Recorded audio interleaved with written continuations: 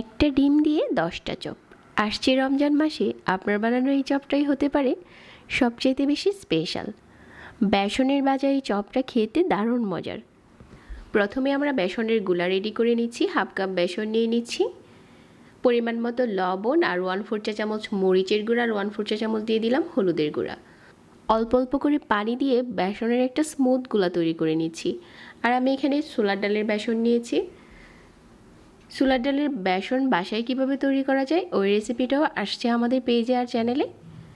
তো এইভাবে করে স্মুথ করে আমি এই বেসনের গুলাটা রেডি করে নিয়েছি। গুলার ঘনত্বটা একটু চেক করে দেখিয়ে দিচ্ছি যে এটা কতটা ঘন করে নিয়েছি, যাতে কোনো কিছু কাভার করলে এরকমভাবে দারুণ করে কাভার হয়। তারপর এখানে নিয়েছি একটা ডিম।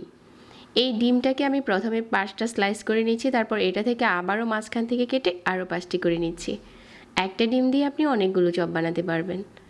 তারপর এখানে নিয়ে নিচ্ছি কিছু পেঁয়াজ বেরেস্তা আর নিয়ে নিচ্ছি ভাজা শুকনা মরিচ। স্বাদ মতো লবণ দিয়ে দিচ্ছি আর 1/4 চা চামচ দিয়ে দিচ্ছি ভাজা জিরার গুঁড়া। আপনি চাইলে এখানে গরম মশলার গুঁড়া দিতে পারেন, তবে আমার কাছে মনে হয় এই ডিম চপে এর থেকে বেশি মশলার আর দরকার হবে না।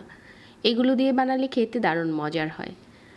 এখন মরিচটা লবণের সাথে ভালো করে ভেঙে নিচ্ছি আর বাকি সবগুলো উপকরণ একসাথে করে মিশিয়ে নিচ্ছি। এখন আগে থেকে সিদ্ধ করা 2টা আলু এখানে দিয়ে দিচ্ছি। আলুটা গরম থাকা অবস্থাতে ভালো করে ম্যাশ করে নিয়েছিলাম। ভালো করে পেঁয়াজ বেরেস্তা আর ধনেপাতা কুচির সাথে মিশিয়ে নিচ্ছি। চপের জন্য আলুর মিশ্রণটা রেডি হয়ে গেছে।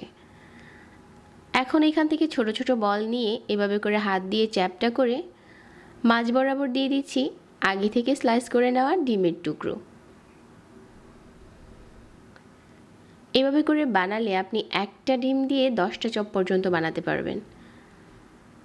এভাবে কাভার করে নিচ্ছি আলুটা পুরোপুরি আর গোল বলের মতো করে বানিয়ে নিচ্ছি। সবগুলো যখন এরকমভাবে বানানো হয়ে গেছে, তারপর এখান থেকে বলগুলো নিয়ে আমরা বেসনের গুলাতে ডুবিয়ে দিব। এখন বেসনের গুলাতে ডুবিয়ে একটা চামচ দিয়ে উঠিয়ে গরম তেলের উপরে ছেড়ে দিচ্ছি। তেলটা প্রথমে ভালো করে গরম করে নিতে হবে আর মিডিয়াম আঁচে লাল করে ভেজে নিচ্ছি। এভাবে করে আজকে সবগুলো চপ ভেজে নিচ্ছি। এই চপটা এত বেশি টেস্ট লেগেছে আমার কাছে, আসছে রমজান মাসে এভাবে করে চপ বানাতে পারেন। শুধুমাত্র একটা ডিম দিয়ে অনেকগুলো চপ বানাতে পারবেন।